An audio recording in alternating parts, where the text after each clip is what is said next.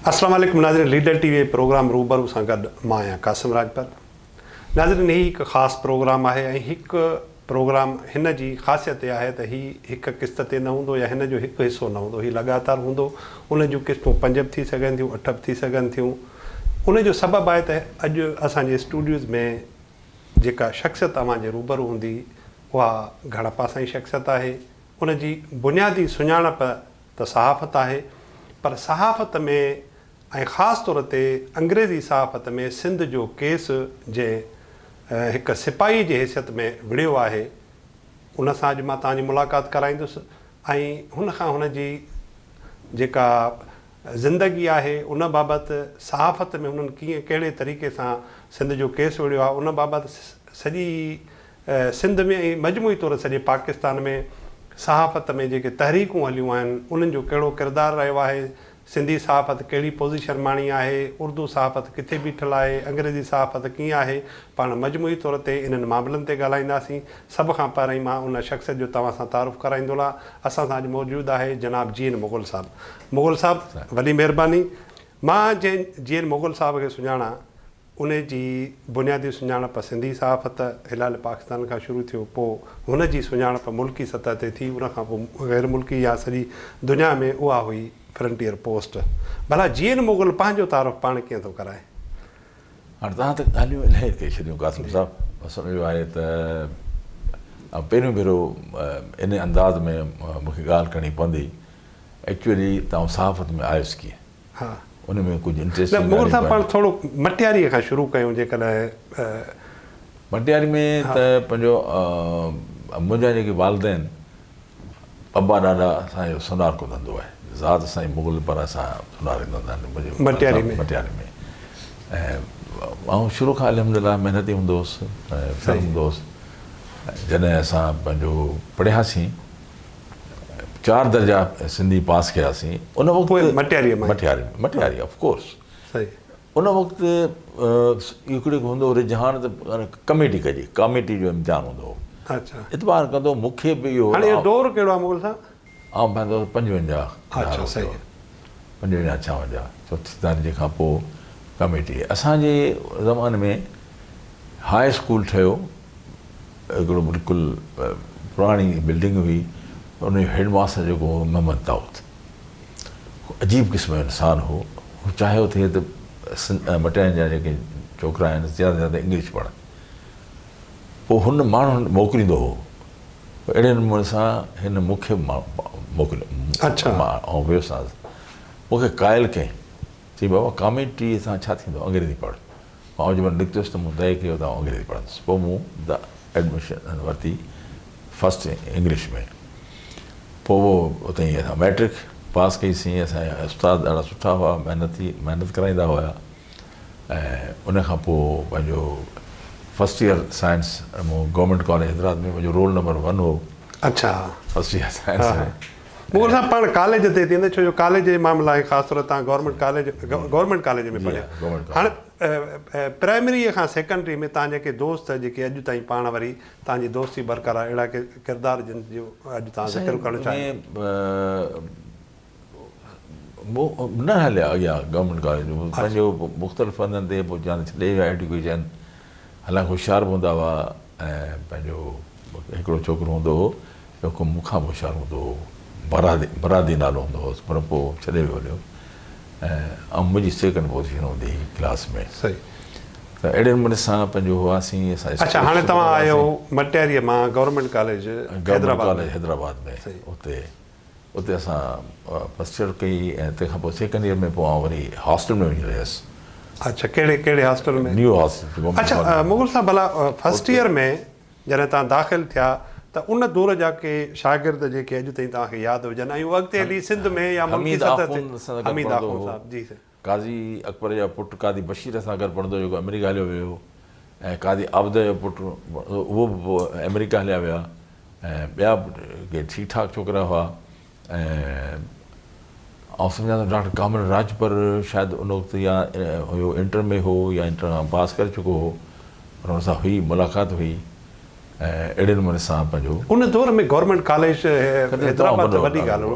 कराची में DJ college जी जी हा ऐं गवर्नमेंट उन जी कॉलेज कंटिन्यूटी आहे उहो तमामु गवर्नमेंट कॉलेज सुठी एजुकेशन हूंदी हुई तमामु अच्छा मुगल साहब भला हाणे उते तव्हां साइंस में ई पढ़िया हुआ ऐं अच्छा फर्स्ट हाणे ईयर बायोलॉजी उते तव्हां सां कॾहिं कॾहिं ज़िक्र थींदो आहे त तव्हां स्टूडेंट यूनियन जो बि तव्हां ज़िक्र कंदा आहियो त भई उन दौर में स्टूडेंट यूनियंस जो जेको आहे उहो ज़मानो हुयो सैयद अली नवाज़ शाह फाइनल ईयर में उहो प्रेसिडेंट लाइ बीठो वाइस प्रेसिडेंट प्रेसिडेंट ही जेको पाकिस्तान पीपल्स पार्टी जो मिनिस्टर अॻुवाण थियो वेंदे वेंदे हाणे उन जंहिंखे पीपल्स सपोर्ट पार्टी कयो छॾी उहो खटी पियो हुयो जी, जी। सैयद अली नवाज़ शाह ऐं उन खां पोइ इहो इम्तिहान हालांकि ऐं उन उते बि यानी की ठीकु ठाकु होशियारु शागिर्दनि मुंहिंजा सम्झो वेंदो हुउसि ऐं ॿियनि खे मूंखे बि आई त आउं इंटर पास कंदुसि पर पोइ इंटर जे इम्तिहान राति जो आहे असांजो थोरो प्रॉब्लम थी पियो जो ॿिए ॾींहुं बॉटनी हालांकि ऐं इन के जेके असांजा टेस्टूं थींदियूं हुयूं तंहिंमें बॉटनी में त आउं फस्ट ईयर खणंदो पोज़ीशन खणंदो हुउसि प्री मेडिकल में ऐं उते जेको पहिरियों सभु हुयो पेपर असांजो बॉटनीअ जो उहो बॉटनी बि आउं न करे सघियुसि ऐं एॾो डिस्टर्ब हुउसि इन सां इन करे मुंहिंजी जेका असां पंहिंजो जेको पास थियुसि ऐं 3rd डिवीजन में हालांकि मूंसां गॾु जेके पढ़िया उन्हनि पाण में असां तइ कयोसीं पास थियण खां पोइ बि MBBS गॾु करण खां पोइ सभु जा सभु अच्छा उहे कुझु दोस्त जिन जा नाला तव्हां हाणे डॉक्टर मीर हैदर टालपुर जेको हीअं स्टॉक ऑन ट्रेंटी में क्लिनिक अथसि सही डॉक्टर कादर नवाज़ कुरैशी उहो ॿी स्टेट में लंडन में रहे थो डॉक्टर पीर नूर अहमद जेको जोते लाइ Nawab Shah girls medical college जो प्रिंसिपल हो अहिड़ा नमूने सां पंहिंजो डॉक्टर फताह कुरैशी अहिड़े क़िस्म जा तमामु ठीकु ठाकु दोस्त हुया जेके पंहिंजो थिया ऐं आउं जेको आहे सो पंहिंजो में इंटर में 3rd पर पोइ मूं पाण खे चयो त आउं इम्प्रूव कंदुसि पोइ आउं एडमिशन वरिती सचल कॉलेज में सचल कॉलेज में पंहिंजो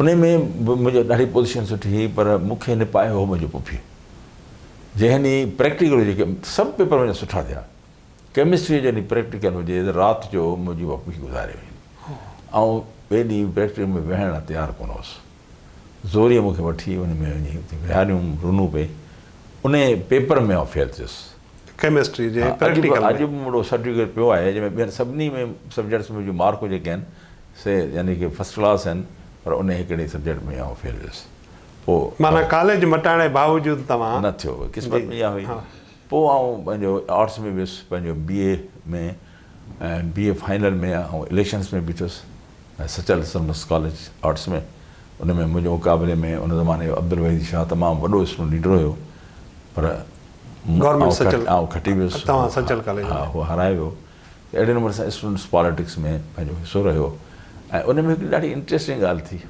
तव्हांखे ॿुधायां जाम साक़ीब जेको आहे सो असांजे कॉलेज में हूंदो हो फाइनल ईयर में सचल कॉलेज में आउं फाइनल ईयर में हुउसि पर आउं वाइस प्रेसिडेंट हुउसि पोइ उन ज़माने में कादी फज़ुल्ला हूंदो हो इंटीरियर मिनिस्टर सही पोइ असां 1 यूनिट थी वियो हा 1 यूनिट असां चयो त इन सां हिसाबु किताबु कजे सो पंहिंजो मेहर हुसैन शाह हूंदो जनरल सेक्रेटरी अच्छा ही जेको पोइ वरी हलियो वियो अमेरिका उन पोइ वञी हुननि खे इनवाइट कयो त तव्हां फलाणे असां लतीफ़ डे था करियूं ऐं उन में तव्हां जेको आहे सो अचो हुन काज़ी फज़ुल्ला एग्री कयो असां इहो तइ कयो त जेॾी महिल हू अची वेहंदो त जेको आउं सिपाहसनामो पढ़ंदुसि उन में आउं सिपाहसनामो पढ़ण खां मुंहिंजे बदिरां चवंदुसि त सी सिंध जो गद्दार आहे ऐं जेॾी महिल हू आउं चवंदुसि सिंध जो गद्दार आहे त असां अॻी बेदा वठी छॾिया हुआ जेके अॻियां वेठा हूंदा उहे बेदा हणंदा हुनखे पर इहा ख़बर का एजेंसियुनि ताईं पहुची वई हली मूंखे यादि आहे त आउं उन ॾींहुं आयुसि त कॉलेज ई बंदि हुजे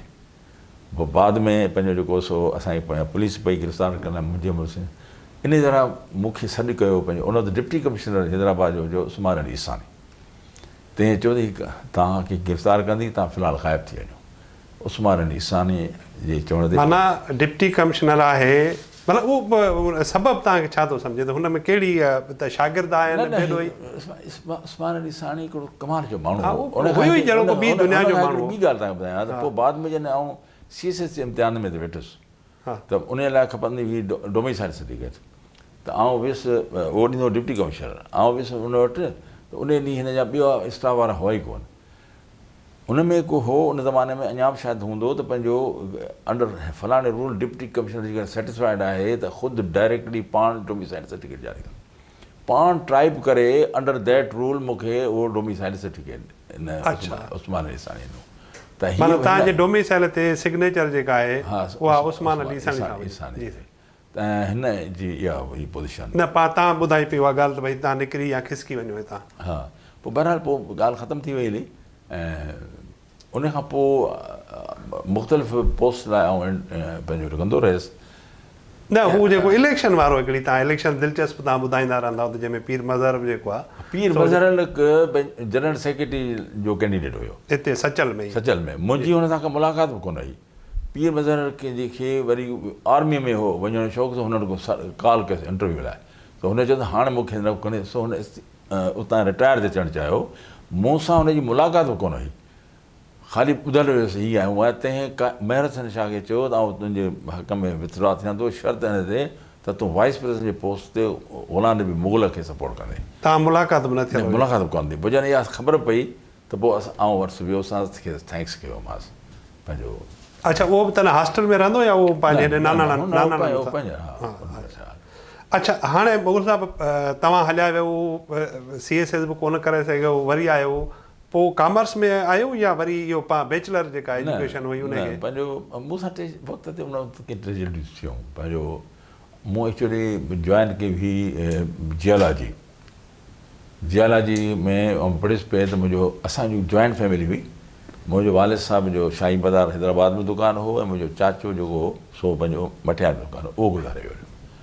त हाणे आउं उते पंहिंजो वॾे में आउं छोकिरो मूं चयो त आउं छॾिया आहियां पंहिंजी दुकान ते विया, पर असांजे माइटनि सोनार को दुकानु हुननि चयो त न मुनासिबु न आहे, तूं जेको आहे सो पंहिंजो जेको आहे सो पढ़ाई जारी रख।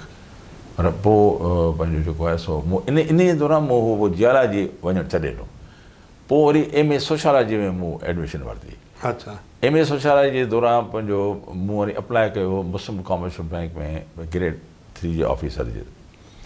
उन में जंहिं ॾींहुं इंटरव्यू हुजे उन ॾींहुं मुंहिंजो उन राति जो मुंहिंजो पीउ गुज़ारे वियो।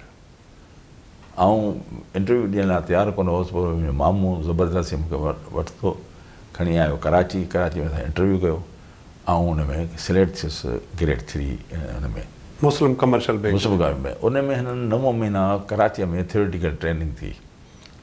उन दौरान मूं बैंकिंग डिप्लोमा पार्ट 1 पास कयो। उन खां पोइ वरी हुननि खे हर हिकु असां सां गॾु उन ज़माने में बंगालीज़ हूंदा हुआ। अच्छा, सही आहे। पार्टीशन माना मां नज़ीर शेख हुयो, शेख अली मोहम्मद जो भाइट हुयो, उहो बि असां सां गॾु हूंदो हो। हुननि खे हॉस्टल ॾिनो नाज़िमाबाद जी, असांखे ॾिनो पंहिंजो में क्लिफ्टन ते। पर पढ़ाई थींदी उॾे ई उते नज़ीर शेख मूंखे हिकिड़ो किताबु ॾिनो, चई किताबु मुग़ल साहिबु हीअ पढ़णु वठां थी, हीअ जेको पठान आहे इहो मुंहिंजो दोस्त इहो आहे, हुन किताबु आहे हीअ आउं पाईंदो। शायदि 30s में उहो किताबु लिखियलु आहे, पख्तूनिस्तान। उन पख्तूनिस्तान जो नक्शो जेको मथे लिखियलु हो तंहिंमें कराची पख्तूनिस्तान जो हिसो हो। ऐं अंदरि जंहिंमहिल पढ़ियोसीं चयूं त Karachi is natural port of Pakhtunistan. 1930 में छपियल किताब, मतिलबु लॻभॻि इहो ई आहे। 30 में 10 में किताब जो आहे त इन दौर में इहा ॻाल्हि थी। बहरहाल सो पोइ पछाड़ी 9 महीना ख़तमु थिया। उन खां पोइ वरी 9 महीना पंहिंजे इलाइक़नि में बंगाली रहा विया, ॿिया पठान पंहिंजे पंजाबी। असां मूंखे हैदराबाद मोकिलियऊं, छोटी घिटीअ में जेका ब्रांच हुई उते असांखे पंहिंजो प्रैक्टिकल ट्रेनिंग हुई। मुंहिंजी शुरू खां तबियत ॾाढी हिकिड़ी हसास भरी हुई ऐं थोरी ॻाल्हि ते नाराज़ थियण वारी बि हुई। मैनेजर फील कंदो हो। तंहिं हिकिड़े ॾींहुं आउं वेठो उन ज़माने में डिमांड ड्राफ्ट नोट जेको DD आहे उहो वेठे ठाहियुमि त हिकिड़ो माण्हू आयो जेको अंडे वाला, मैं अंडे वाला हूँ, नौकिरी करनी है नहीं करनी है, जल्दी कर, डिमांड ड्राफ्ट बना। मूंखे चढ़ी पई, मूं हुनखे डिमांड ड्राफ्ट ठाहे ॾिनो। मूंखे बाद में ऑफिसर ॿुधायो तव्हांखे इहो मैनेजर ॾिठो, मैनेजर जो मुग़ल साहिबु हाणे कोन रहंदो ऐं पंहिंजो डिमांड ड्राफ्ट ठाहे हुनखे ॾिनो। पोइ आयुसि त मैनेजर इस्तीफ़ा लिखी ॾींदीमांसि। सबबु सिर्फ़ु इहो त भई हिन माण्हू मूंसां इन रवैये मां सां छो ॻाल्हायो, आउं नथो ॾेई सघां पाण में। पोइ उन खां पोइ वरी हिलाल पाकिस्तान जो इंटरव्यू थियो। उन में हिलाल पाकिस्तान में सिराज साहिबु असांखे ईअं इंटरव्यू वरितो। हिलाल में तॾहिं कराची में हुनजी ऑफिस? कराची बाक़ाइदा जीअं CSS जो इंटरव्यू थींदो आहे तीअं इंटरव्यू वरिते।